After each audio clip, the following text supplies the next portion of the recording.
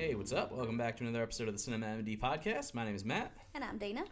Today we're talking about a new movie that popped up on Netflix called The Meyerowitz Stories, new and selected. This is a pretty star-studded movie directed by Noah Baumbach. If you're familiar with his other films, then you kind of know what you're getting into with this one. Stars Ben Stiller, Adam Sandler, and Dustin Hoffman. Dustin Hoffman playing the father of the brothers, played by Ben Stiller and Adam Sandler. Elizabeth Marvel plays their sister, although I would say she has a significantly smaller role than the two brothers in this film. It's interesting. This is a comedy, but it's definitely still a pretty serious, dramatic movie as well. And it's very, very similar to an earlier Baumbach movie, The Squid and the Whale. So we're kind of going to be talking about both of those movies in this review because I really think that they are good companion pieces to one another, and you can really see a lot of parallels. I got 2 words for you, Noah Baumbach. Daddy issues. Yeah, that is something that is very apparent. Both The Squid and the Whale and the new movie, The Meyerowitz Stories, they're very focused on a child's relationship with, both their parents, but especially with their father.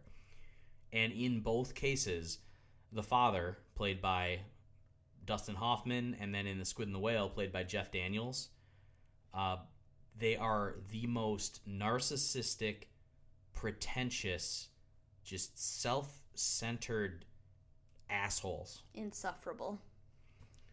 And the characters even say some of the same. They have the same, stock quotes. You know, how some people they have these, quotes, these little, tidbits that they say all the time. And that's, one of their things they say. I'm sure you have friends that do this. I know I do. And anything that gets brought up to them about another the competition, one of the characters, Jeff Daniels in The Squid and the Whale, is an author, a formerly famous author who has not done anything in a while. Dustin Hoffman's character in The Meyerowitz Stories is a famous sculptor, again formerly famous, who has not done anything in a while. Whenever any sort of new work is brought up that is popular, they immediately shrug it off and refer to it as a minor work. Yes, was it Great Expectations or was it Tale of Two Cities that Jeff Daniels referred to as, well, that's minor Dickens? It was A Tale of Two Cities. Okay, I knew it was one of those, but yeah, so that was kind of a, instant shrugging off in The Squid and the Whale, which we watched actually before we decided to start the podcast. That was actually going to be one of the first movies that we were going to review, and decided to kind of scrap that one as it didn't really fit with some of the other movies. I don't really remember what movies we did for the first episode. We were trying to keep it somewhat thematically appropriate, yeah. And really The Squid and the Whale just kind of got put on the back burner, and now that Noah Baumbach's come out with another movie, and it just so happens to be so shockingly similar, it's appropriate to discuss both of them now. Oh yeah, as soon as we started watching the Meyerowitz, I had a hard time with it. Meyerowitz, however sure. You want to say it. When we started watching this new one, instantly we're like, okay, this is sort of the updated version of The Squid and the Whale. Yeah, very similar family dynamic. Also both dealing with divorce. In The Squid and the Whale, they're kind of going through the divorce. That's sort of the major conflict happening in the story.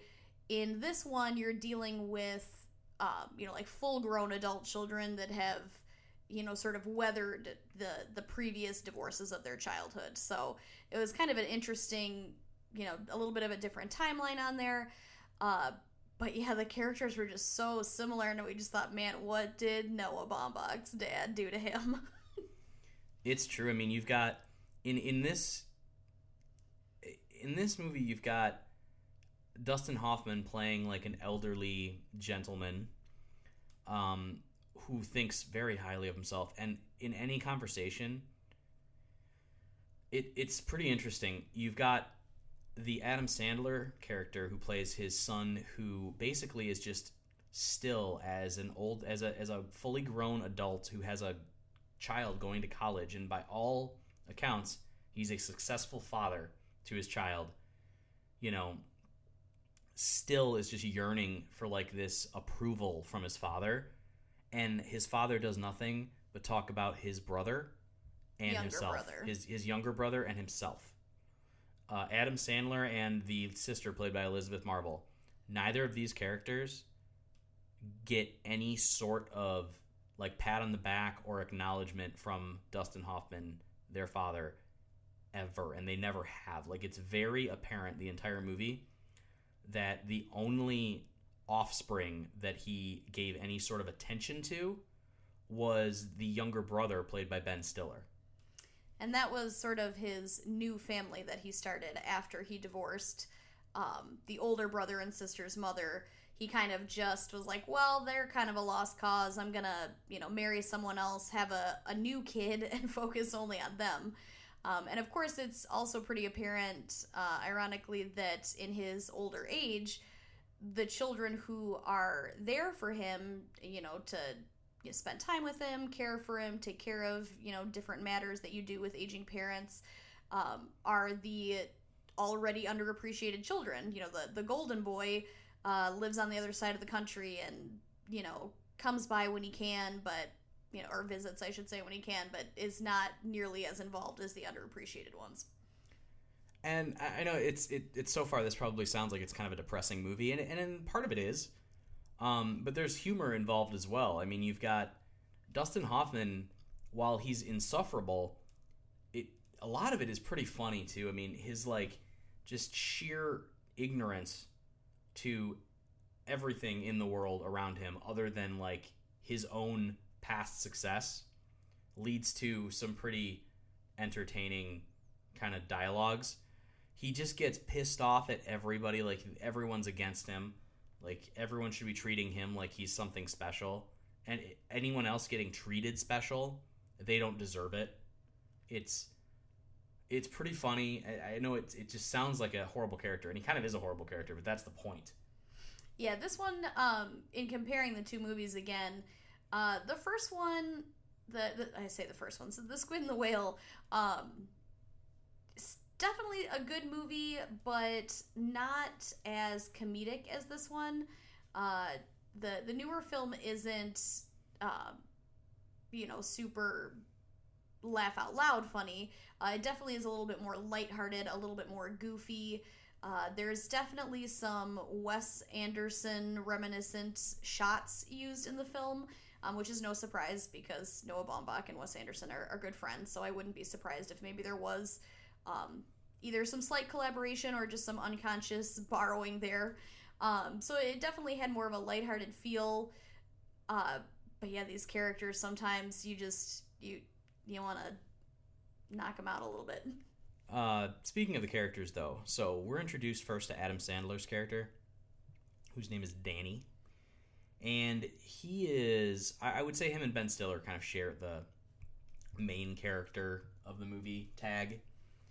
And really, this is a great role for Adam Sandler. He plays it straight. He is prone to sudden outbursts of anger, which is something he does pretty well. He tones it down a bit to make it less comedic in this aspect, compared to something where he like freaks out and yells like in like Big Daddy or Happy Gilmore or whatever. But he's a very like flawed character. Basically, he was like a stay-at-home dad. He was a great musician that we keep hearing he's a great musician, and you get some like glimpses into that, but for the most part, like, he's just a normal dude, and it seems like his father basically resents him for not being successful. Right, not living up to his potential, but it's very clear that he kind of feels like he could never really get out from under his father's shadow at the same time. And while he loves music and is passionate about it, to him it's almost more of a private love. He didn't really like performing, it seemed like. So he couldn't really follow through and make a career out of that. And now that he is an older adult, other people anyway kind of project this, well, you haven't really done anything with your life onto him, which is not fair. But no, I thought that he was really, really good in the movie. I think that Adam Sandler does far better in more dramatic / serious roles. And because this one does have a touch of comedy also, I think he's funnier than when he's trying to be young Adam Sandler and still do his total slapstick, goofy voice stuff. I think he would be wise to kind of move past that and, try to look for more roles like this one. Yeah, I would parallel what Adam Sandler could do to kind of what Jim Carrey did when he kind of moved past comedic roles. He got into things like The Man in the Moon, The Truman Show, what am I missing? Eternal Sunshine of the Spotless Mind. There you go. So he was great in those movies. I mean, I think Adam Sandler has the potential to do that. He's not going to give up all of the super shitty comedies because he has a ludicrous deal with Netflix where he gets to keep making those because they're still like the most viewed movies on Netflix somehow, even though they're total shit. But hopefully in between those, he can find time to do more movies like this. Movies like this, Punch Drunk Love, and Funny People, which are his best performances, period. Like, he really hasn't been good in the super shitty comedies since, like... Honestly, I'd say, like, Happy Gilmore. I mean, Happy Gilmore, Billy Madison, those are classics. Some of the later ones are good. Like Wedding Singer was good, too. Wedding Singer's okay. Big Daddy was pretty good. But, like... For me, though, Big Daddy was, like, the beginning of the end for me. Like, it was. Well, it was. After that, it all fell apart. Yeah, I was not a huge fan of that movie. I started to find him a little more grating and irritating and just like, okay, this is kind of a tired joke. Like, let's move on to something else. Well, remember in Big Daddy, he still played a little more of a straighter character than he does in a lot of his other ones. Like, that was still like a regular guy as opposed to like a caricature. That's true. I think maybe for me, the storyline of that one just seemed a little too... over the top, like maybe Jon not over Stewart's the top, last but roles. Oh, Jon Stewart for president, everybody. So yeah, Adam Sandler's great in this movie. Ben Stiller plays. It's kind of funny. I would say not as much of an extreme as in like the Royal Tenenbaums, but a similar character in that he's playing like this successful kind of accountant type guy. Which is, like a successful businessman, which is basically what he is in the Royal Tenenbaums. And it's a similar character, only a much more realistic portrayal of that character, not as over the top. But a very successful adult that, like, found his own success, moved away from home. And again, his father pretty much, like, resents him for not doing something creative, not doing something in the arts, and B, for moving away. Well, I think it comes down, maybe even, yes, moving away, but also being that wealthy and successful, because it seems like Dustin Hoffman feels like he should be that wealthy and successful based on the very important works of art that he created. And Ben Stiller is kind of sold out, or, he's working for the man, and that he's an accountant or something of that nature, something in, like, kind of the finance world. And to him, it's like he resents him for being successful, but also throws it in his other kids' faces that his younger son is so successful. So he's caught in a horrible trap. Honestly, you can almost see in the parallels between The Squid and the Whale and the Meyerowitz Stories, they could almost be a direct continuation. Like, if you looked at the family in The Squid and the Whale, it wouldn't be hard to imagine that family being the same family in the Meyerowitz Stories, like 3 decades later. Yeah, I thought that the timeline... So it's kind of interesting. I would almost watch these movies as a pair. And I liked the Meyerowitz Stories better.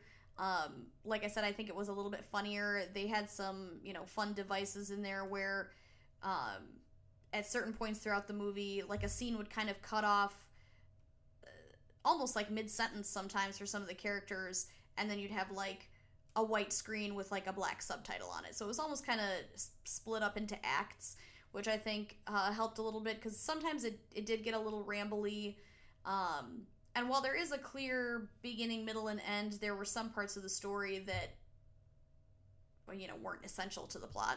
I do think the movie suffered at the end from some false endings. I think the movie could have ended like it had like Lord of the Rings ending syndrome. Yeah, I thought that too. I was getting just the teensiest bit antsy, in that I thought that it was ending, and then there was a little bit more. But all in all, I think that they did a decent job of kind of, tying it all up, and yeah, I mean, it is definitely its own thing too. Another thing that I noticed sort of right off the bat starting this movie, and you kind of get used to it as the movie goes on, and then thinking back on the Squid and the Whale, they kind of do it in that film also, so maybe this is like a Noah Baumbach thing. The lines are almost delivered as though they're in a play. Like it's a very clear back and forth. It's not very natural sounding speech to start off with. There's no ad-libbing in this movie. It's first this character says this, and this other character responds in this way. I don't know, did you get that? Well, I guess I didn't notice it in the way that you noticed it, but one thing that I noticed in this movie, and this is very apparent, especially whenever Harold, aka Dustin Hoffman's character, is in the conversation. There are no conversations. There are two people talking at each other about completely different topics, and they're both talking about. This is apparent. It's very obvious when Ben Stiller is talking to Dustin Hoffman in this movie. Ben Stiller basically is trying to tell his father about his own life. Meanwhile, Dustin Hoffman does not want to hear it, does not care, because he's only concerned with himself, and spends the entire time. They basically spend the entire time talking over each other, trying to talk about themselves to the other person. There is no conversation actually going on. Yes, again, that was an obvious, not obvious. It was an intentional. That script writing was intentional, I guess I should say. And I think sometimes you run into that in certain family dynamics, even though I did not grow up in a family that was hopefully not this self-involved and saying terrible things, but I did grow up with a lot of siblings, so sometimes some of the sibling interactions I could kind of relate with, and I know my dear husband here was an only child, so he didn't experience all of that, but so yeah, there were definitely certain aspects that I think he used to hammer home the different family dynamics. But yeah, I think if you go back to some of the beginning lines, they're very, I don't know, I mean, you can't say scripted, because of course they're scripted, but it just has a certain tone to it. Yeah, I guess I see what you're saying there, though.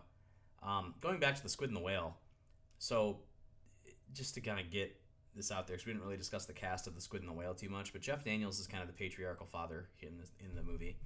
You've got Laura Linney, who plays the wife, and they're obviously going through kind of a rough patch. They're going through a divorce, essentially, in this movie. Jesse Eisenberg plays their eldest son, and he's a teenager in high school, so he's going through all kinds of shit. Yeah, he's dealing with his own shit, because it's interesting how you've got, in the Meyerowitz Stories, adults dealing with father issues. They've kind of become their own people, at least, in adulthood. Ben Stiller kind of grew up getting his father's love, so he's still almost... you can see how he kind of became his father in a way. And in Squid and the Whale, Jesse Eisenberg definitely, idolizes his father to an alarming extent, considering how fucked up his dad is, and definitely tries to be his father. It's to his detriment and to some embarrassing goes to some embarrassing places for him in the movie. That's kind of funny. Yeah, I mean, yeah, it's not that the Squid and the Whale is plays it totally straight and super serious. I would just say, as far as comedic effect, the Meyerowitz stories are a little bit more funny. Maybe the Squid and the Whale has a little bit more dry humor. So it's also a lot more awkwardness. Yes, that one was much more difficult to watch if you have a hard time with just witnessing awkwardness, which I sometimes do. Sometimes I cannot get through shows or movies because I get overcome with the awkward. But yeah, it was definitely a little bit more awkward in that one. And what's interesting in that one too is in the newer film, Dustin Hoffman's character's sort of rivals or other people that are competing for success with him, or did compete when he was more relevant, were his contemporaries. So people that he knew in the art world when he was still creating art and when he taught at a university that he has since retired. In the Squid and the Whale, it sort of turns out that Jeff Daniels' competition ends up being his own now ex-wife. She is also a writer and sort of is starting to experience her own success, and he is very quick to, diminish that and, and also be kind of put off that he's not getting that attention. And just to parallel both of those characters again, you've got Dustin Hoffman's character who was an artist and then taught and then was retired, basically. And now you have Jeff Daniels' character who was an artist and now teaches, and presumably is following the same path that the Dustin Hoffman character followed. They are obviously the same character. I don't know how else to put it. Like, they are written the exact same way. It is Noah Baumbach took, and actually I don't know if Wes Anderson helped write the Meyerowitz Stories, but he did help write the script for The Squid and the Whale. They took that character and they just said, okay, what's he like in 30 years? That is, like, they took that character, made him a little more old and crotchety. That's what they ended up with. Yeah, and it's interesting that they, I guess, didn't decide to do a direct continuation of the story, because obviously they're different characters, they have different names and careers, and the family structure is a little bit different in terms of, a son and a daughter versus two sons, things like that. But yeah, just so similar. I mean, we could see it the minute the movie started. And I guess one thing I want to point out too, in both of the movies, there's a number of kind of like side characters that are great. I mean, I think they do a really good job. The acting in all of these movies both films are fantastic. In the Meyerowitz Stories, you've got some additional side characters. You've got like Candice Bergen popping up as one of the ex-wives. She's the mother of the Ben Stiller character who he's now divorced from, but she pops up and she is great. You've got Emma Thompson. Yep, she's his current wife. That was not the mother of any of his children, but sort of, because I think they said he was divorced something like 4 times. And she's like a super alcoholic hippie. Yeah, she was funny, as she always is. Emma Thompson is great. I feel like I've never seen her be bad in anything. And then Grace Van Patten, who I don't know what the hell she's been in, but she's a younger actress. She plays Adam Sandler's like adultish daughter, like teenage daughter, I guess, that's going to college for the first time. And she's excellent. I mean, she is in a good chunk of the movie. She has some weird little movies that she makes. She's going to film school, and she like emails them her little like short films that she makes, and they're all like weirdly abstract, softcore pornographic films. Yeah, like hypersexualized, which is funny that she sends her family these clips, and that's the point, is that it's funny because she's like, half or fully naked in all of them, and the themes are all about, fucking or getting fucked, and, you've got weird animal masks, and so it's kind of a neat little break from the main storyline, is the awkwardness of them watching these short films that she's working on. And in The Squid and the Whale, you've got who the hell plays the tennis coach? Do you remember? Oh man, We're I know. unprepared today. He's like, I know, I had it written down. I don't have it. The tennis coach ends up being the Laura Linney's like boyfriend or whatever, and he gets along with the kids better than Jeff Daniels does, honestly. But point being, they both have great ensemble casts. The younger brother in The Squid and the Whale is played by Owen Kline, and I don't really think he's done anything else since then. But Kevin Kline and Phoebe Cates are friends with Noah Baumbach. They're like friends of the family, so they just like, he was like, hey, how about your son Owen? Let's have him be in this movie, and he was great.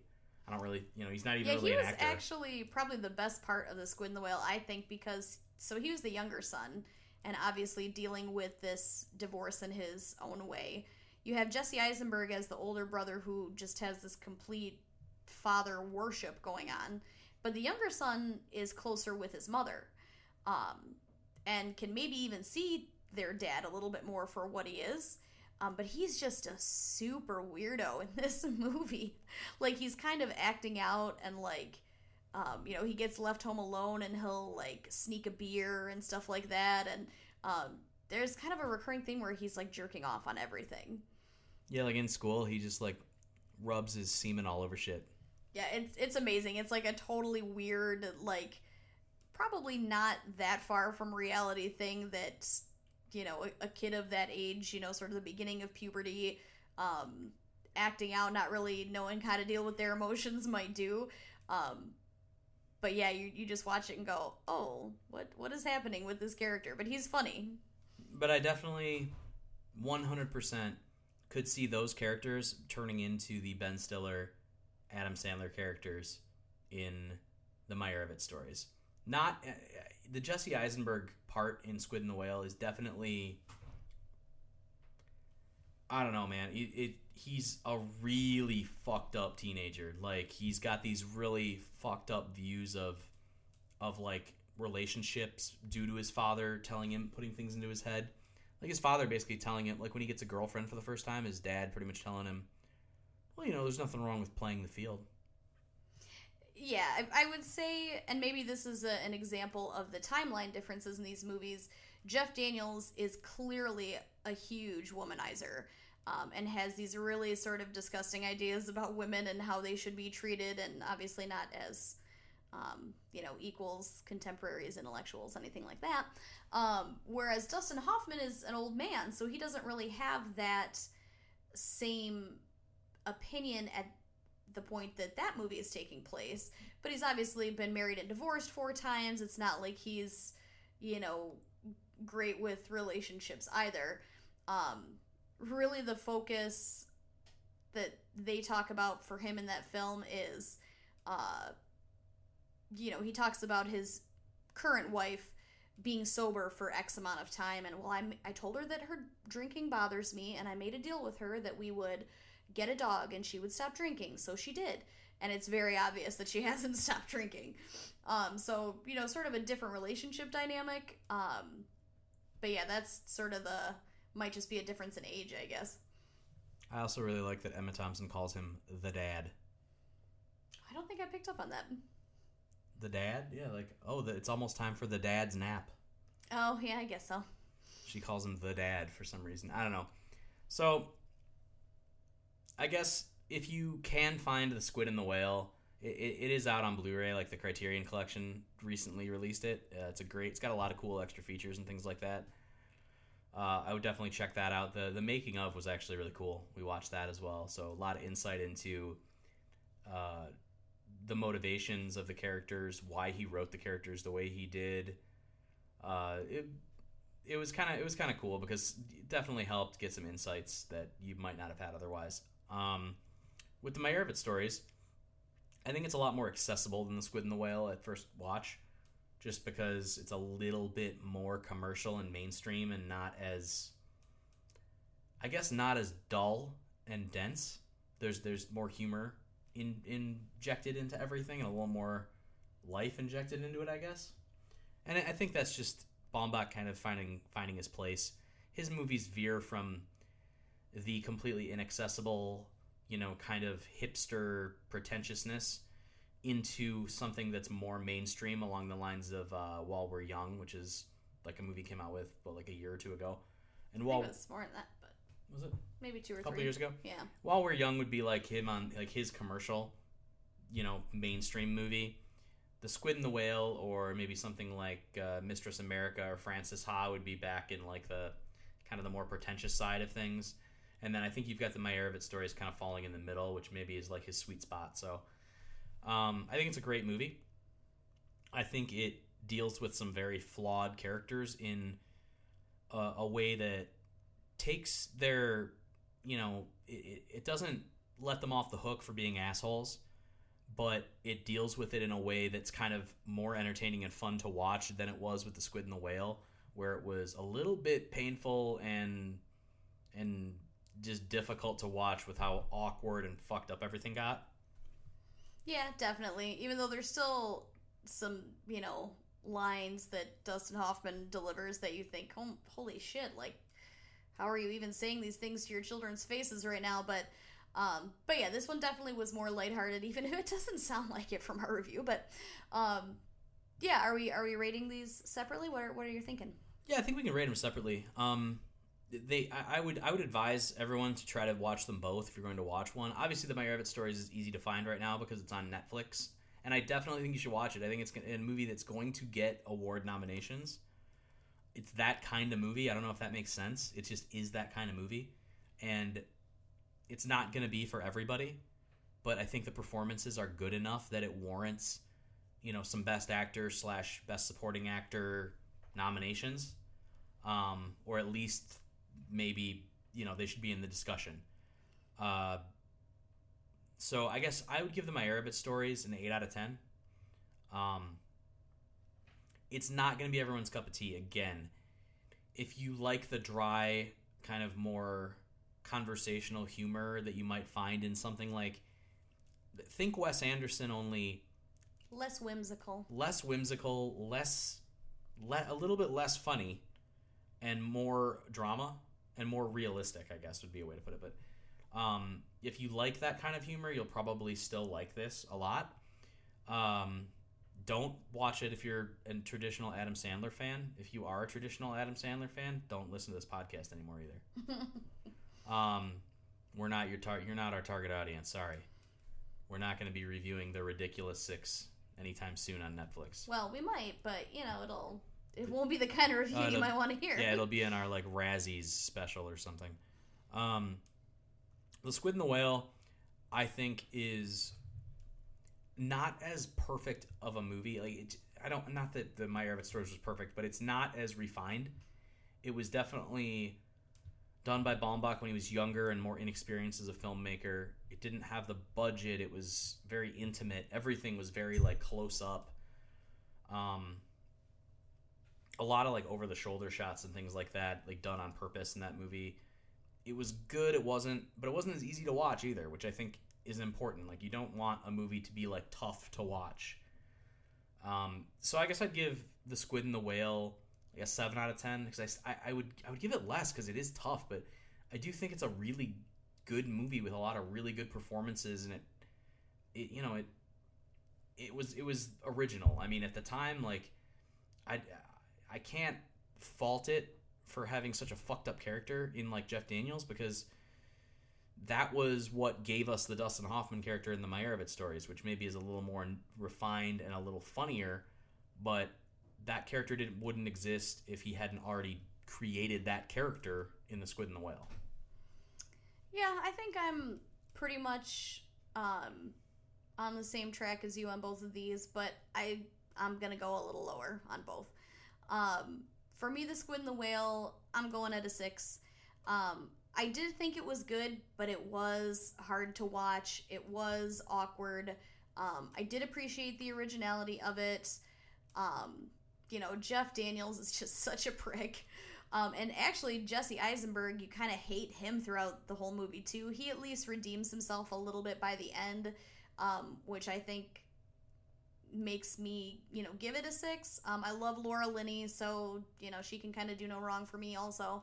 But yeah, it is a good movie. Was it in my top 10 ever? No. But yeah, I appreciate it for what it is, so I would go for a 6 on that one. For this new movie, for the Meyerowitz Stories, because it was a little bit funnier and the awkwardness was more, I don't know, it was less awkward. It was more situational, more kind of funny circumstance type of setup. I'd give it a 7. So definitely higher, but not quite as high as you went. And I think Adam Sandler was the best in this movie out of the characters. Ben Stiller was decent, but he's kind of gave the performance that he always does. You know, he's not a bad actor. He does well, but it wasn't anything stellar to me. So yeah, I give it a 7. Just I got to give a shout out to Jesse Eisenberg in The Squid and the Whale for performing a Pink Floyd song at his high school talent show and playing it off like he wrote the fucking song himself. That was fucking awkward. Yeah, that's a good example of the super cringe that would happen throughout the movie, is that, you know, he was that arrogant to think, well, you know, only I am listening to this super cool new progressive music, because the time period fit for Pink Floyd, that no one else is familiar with this band, so I'm just going to say that I wrote it. Yep.